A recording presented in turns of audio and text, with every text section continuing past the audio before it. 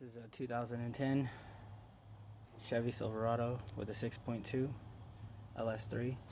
It's a leak down test.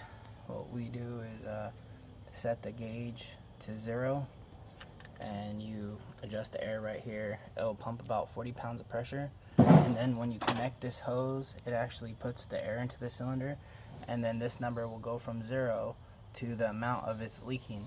So green means low, yellow means moderate, red means high leak. We're leaking 20%, which is kind of okay.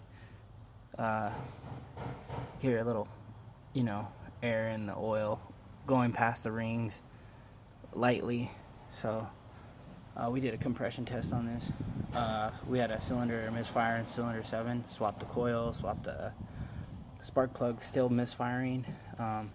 Now this is actually, we skipped a step, which was checking the fuel injector, which I had mentioned, but I can only do what my boss is recommending me to do.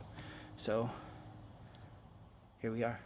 Now we must go back according to these tests and check the fuel injector, because all these tests have proved that we have good compression, good it's not high on the leak down test.